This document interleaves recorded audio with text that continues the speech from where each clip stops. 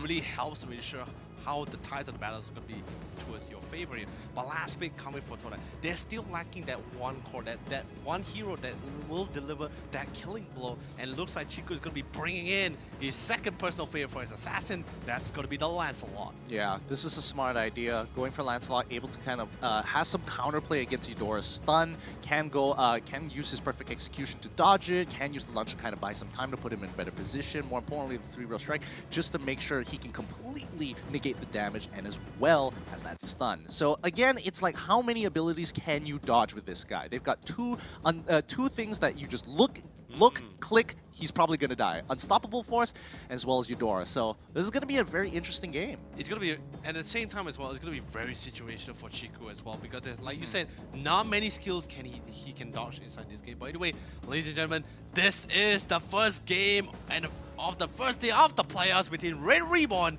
and Team TODAK. Who will take it all? Please comment down in the comment section below, all of you fans, to see who will be your winner here for this first game. Yep, I'm already starting to get jitters here. I'm warming up. I'm warming up. It's the first game of the playoffs here. It's gonna be TODAK versus Red Reborn. Let's get this ball rolling. Speaking of rolling, we're gonna see how E1 rolls with that boxer as well, because his rotation gangs will be very crucial to decide that early game towards that mid game transition. You know, I was about to say game going, and I wanted to say ball rolling, and they just kind of meshed together into... yeah, no, they really did. They really, really did. Like, I was having two separate trends of thought at the same time that kind of just synthesized into one uncohesive statement.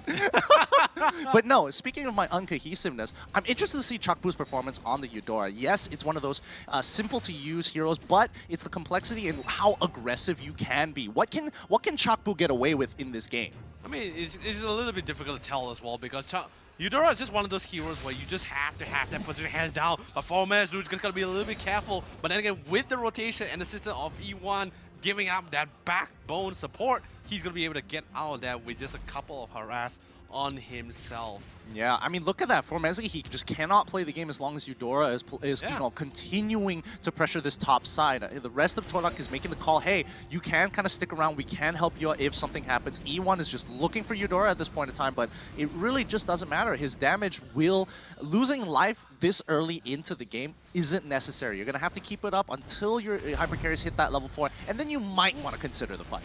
Ooh, anyway, here comes Mom getting ready to pop the ejector. Just want to see if you can find an opportunity, but sadly, no, seeing the number of people of TODAK on that side as well, they're slowly gonna back off and wait for a better opportunity. But what I'm really interested as well, that since Mom was actually playing the Giant, I was really surprised that he wasn't really being super aggressive on the blue side, which was actually quite crucial for Lancelot.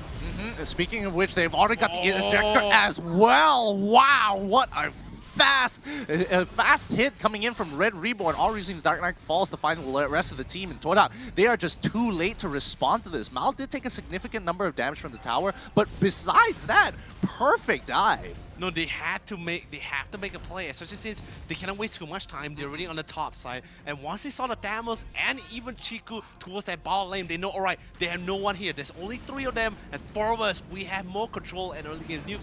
We have to make a play, and they did, resulting in that first blood. I mean, most importantly, it's that minimal sacrifice as well. They lost absolutely nothing off of that. No, not even like the side waves or even turret damage in general. So well done to Red Reborn, starting off this game strong. TODAK on the other side, I thought they would be a little bit more aggressive with Moon, but I think they're just going to wait till level 4, realizing very quickly that they're going to get outdone by both Jawhead and as well as the Eudora. It's really hard for TODAK to be as aggressive as they used to be as well, because one, you have Maul with the claw, who's instantly able to with the battle mirror image to make every fight and every clash very passive in his favor, and of course with the Hell Cadets with that silence, which is really, really annoying, a disruptive spell that can really put both Moon and Chico in their place.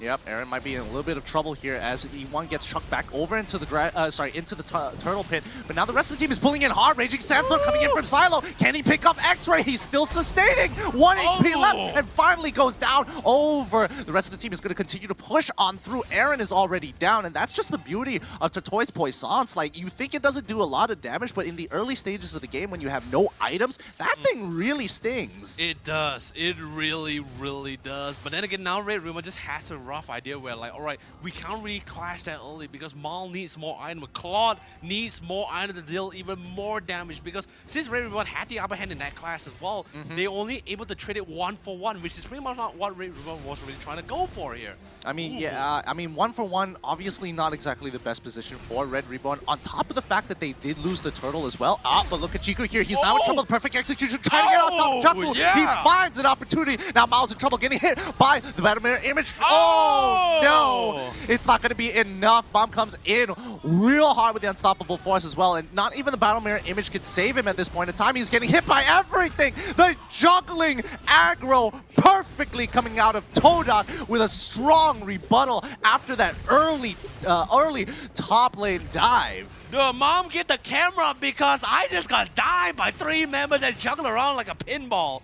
Whoa, that's definitely not the kind of situation where Mom really wants to be in. Just really unfortunate as well that his flicker was still off cooldown. Right? Yeah, and what's even amazing that the fact that 4Miss is still actually just solo pushing, split pushing that bottom lane without any disruption at all. So he's having, although yes, he did give the first blood away, but with the lane swap, now he's slowly working back into his favor.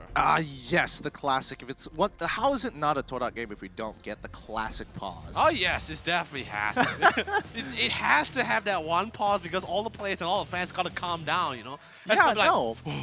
I mean, after that play, it's like, how do you not need to like just take a chill pill, just like, just take a moment to be like, what in the world just happened there? Can you imagine Mom just like instantly just drop the phone? I need a thing! I need a thing! Stop, pause the game! I need to drink water! And speaking of water, you guys make sure you gotta drink that water for yourself because it's very important to stay hydrated. And of course, we have 4 epic games gonna be happening to us today with all your favorite teams. You gotta be shouting as much as possible. And when I mean shouting, put that caps lock and spam in that comment section. just keep it on all caps all the time. Yeah. Don't worry about it. We get it. But yeah, you know, obviously, I feel like it's a little weird, especially because we bring up the joke about the TODAK pause almost all the time. But sometimes it's not even them calling for the pause, and people are like, "No, it has to be them, right?" They heard us. They're onto us. They're onto us, Leonard. They're like, "Gideon Leonard, just for you guys. Well, pause right now, right here. We can hear every word." Live stream, guys. Oh no. Oh man, but either way, so let's see the current lineups we have, right? We have one that's really a great. Both teams has really great engaging team composition here. Yes, right? yes. But which one do you prefer in particular? Honestly, I prefer Red Reborn's one, of course, because there's a lot more synergy between the ultimates in comparison to just strong standalone ultimates coming in for the side of TODAK. I mean, yes, you are kind of waiting for the Baxia to follow, to kind of go in, but then you're also waiting for Moon to land one of the Abyssal Arrows, in comparison to, oh, I just have to walk up close enough and I basically can guarantee a free hit. I mean, definitely for sure. And like, yes, I do support TODAK.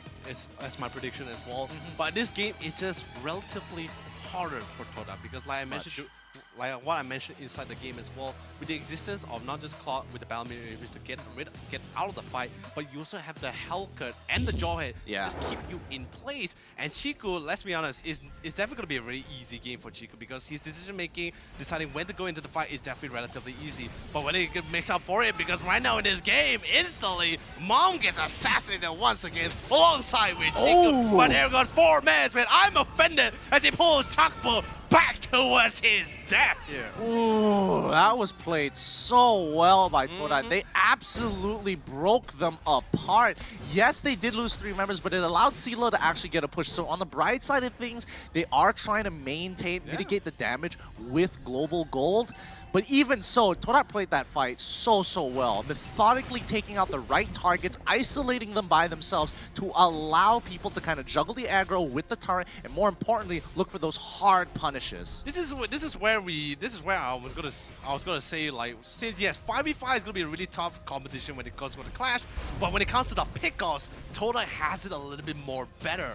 I mean, of course they do, but you know, it's one of those things where it's a preemptive strike. Who makes the first move? And even though they can see it, Red Reborn can't necessarily defend against it because for Messi, he was able to kind of jump in with the flicker to kind of catch them off guard to get those follow-up kills later on. So I think Red Reborn overall, I wouldn't say they are underestimated, but they got to be a lot more aware of when these flickers are up because these plays can only be made every 80 seconds. But CeeLo definitely not having the best time of his life as well. Trying to use the Desert Tornado to do as much damage as possible, but the Moon's one-shot GG! Shadow Abyssal Arrow will be able to connect on our dear friend Maul here, resulting in his own deaths. Yeah, once again, the pauses are coming in. That's going to be 3 for 3 here. I mean, you know what they say, third time's the charm, right? Well, hopefully, you know, third time is the charm this time round. But yeah, especially with the side of TODAK, I was expecting Red Reborn to kind of dominate the early game here. I just didn't expect Red Reborn to hit back so quickly because they were waiting for their big ultimates here. Ruby basically doesn't do anything until she's level 4. The same goes for Lancelot, but he's the core, so he gets a lot more EXP faster. Eudora at level 2 overall was more useful than all of them combined pre-level 4. So that's why I was definitely thinking that it was going to be a lot more aggressive for the side of Red Reborn, which we did see. I just didn't expect it to stop just there. No, it's more like, I believe in that situation, it's more like they just started falling back. It's not that they didn't want to. It's more like they just like reminded themselves like, hey, they have their ultimates. Ruby has his I'm offended. They have all their ultimates. They have all their skills. Please be aware about it, because this is pretty much where TODAK tells themselves, like, all right, if you're aggressive towards us in the early game, then we're gonna fight back towards you guys when it goes towards that mid-game transitioning, and that's pretty much where we saw TODAK, especially before the pause as well. They started asserting dominance, placing abyssal traps, getting control of that jungle, forcing members of Team Red Reborn to fall all the way back to and start hugging their towers, pretty much like how they forced Formez to do in the early game. Yeah, no, you're correct. You're absolutely right. I'm thinking, sorry, I got distracted because I was thinking about the compositions and a lot of the similarities actually between the compositions. Both of them, they have different ways of engaging. That's fine. But overall, in terms of their hero picks, they both have scaling. That makes sense. But they also, it gets a little bit interesting when you go into the support section, because a lot of them are very snowballing type supports. Eudora in comparison to Selene. Obviously, one is scales a lot better than the other, and the other one can truly one-shot you without you really realizing it. And that's what's really scary here, because the only difference is the range of which somebody gets stunned at. Yeah, I mean, like, the real curious thing I want to do is that Mom playing the Jawhead, like you said, I'm pretty sure we both can agree as well, right? That we expected aggression. I expected Mom to just constantly jump in and throw people back with the ejector. By the way, this time Mom's going to quickly have to fall back. But same goes for E1, and Aaron was, Formez! Not going to be able to connect his ultimate at all. Throws out the emote just because he's, you know, a little sad, you know? Yeah, it's just the pride, and like you gotta make sure you gotta hit those when they matter. But luckily for TODAK, at least it zoned him off enough to get this tower. And look at the amount of turns they have. TODAK, they are just playing a very, very solid game here overall. Just 5-to-1 turret difference here. Already starting at 7k gold lead, putting them at a 7k deficiency at 7 minutes into the game. I mean, this is pretty much where we just see the clear difference of when you pick a hero that just needs to constantly farm compared to the Lancelot, who can just, even though yes, he still needs that eye to deal even more damage, but just having the Blade of Hatasis alone is enough for him to actually go for the assassin or execution for himself compared to the Claude.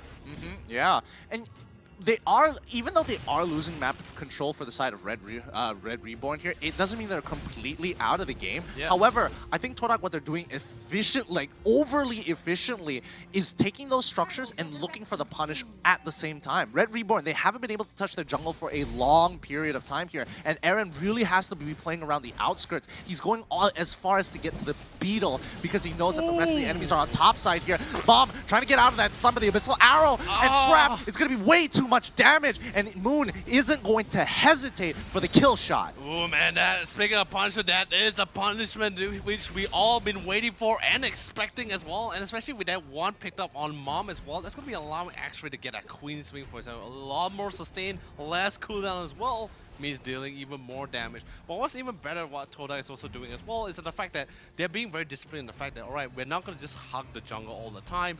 Our goal, the reason why Red Reborn wants to go to the jungle is because they want to farm, right? They clear the camps, they clear everything else, then they back out and they just stick with each other again. There is never one time they're actually really split off too far from each other. Even if they went for the split push, they're always at least very close to each other to re-assist here. Yeah, yes they are. That is a very good point. Just their positioning in general has been really great, but just look at the efficiency of their pathing. Like overall, like you can see the way that they're moving. They go to wave, go to the jungle, and they make their way to the objective that they need to be at that point of time. They are on the ball. This is the best we've seen TODAK by far, and Red Reborn, I don't think they were ready for this kind of efficiency.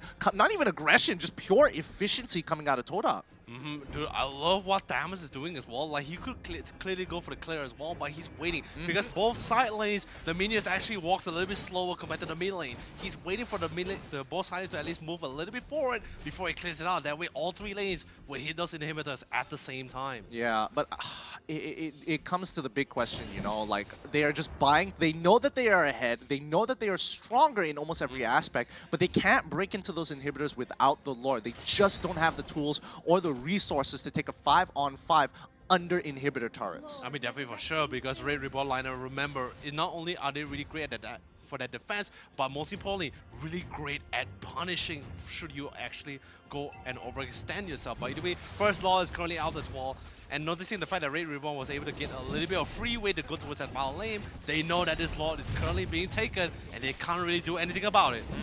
Yeah, this is the trap here. If Red Reborn walks out, they get absolutely destroyed. If TODAK does it really, really slow, Red Reborn, there's nothing much they can do. So it's a win-win situation that Red Reborn can't necessarily answer at this point of time. They are down by 8 kills. They are down by literally 11k gold 10 minutes into the game. Oh, they yes. have lost, they pretty much lost the early to mid game. And as we start rolling into the late game, Red Reborn, they're probably going to have to sacrifice one of their inhibitors at the very minimum. I mean, definitely for sure. The thing is, I'm pretty sure Red Reborn doesn't mind like sacrificing like 1 or 2 inhibitors, because just as long as Maul is able to get all those items for himself, once Claws actually starts popping off, then it's going to be a really difficult game for actually TODAK to really contest against that, because Claw does, although yes, right now it doesn't do as much, but once he gets even more items here, more damage items, he's going to be super significant, and there's no way they can actually stop him here. Well, I mean, to be fair, he does have the Golden Staff as well as the Demon Hunter's Sword, which is kind of nice, but when you put him into comparison with Chiku, who's already at level 15 and going for the big ticket items, it is tough. But now the fight is going to occur here. Aaron now in trouble, gets absolutely destroyed. The Blazing Duet coming in from Maul, trying to get some good AoE onto Moon there, but the rest of the team in the backline, oh, the Raging Sandstorm was able to come out at the perfect time to kind of clear out that wave and getting that free kill onto E1. They are too low and too weak to keep this fight up. X-Ray trying to zone out Mal, but he goes back into the battle mirror image. The perfect execution doesn't land. 2 inhibitors down, and Mom still alive. Mal has to make this work for him, because TODAK are coming guns blazing with game 1 in the bag. Oh, dude, it was, let me tell you something, guys. It was so punishing the minute the Helka, or Aaron in this case, got instantly picked up. The minute Aaron fell, Chico was pretty much just clapping his hands. He was saying, I can go in. No one can stop me. No one can silence me. Although, yeah,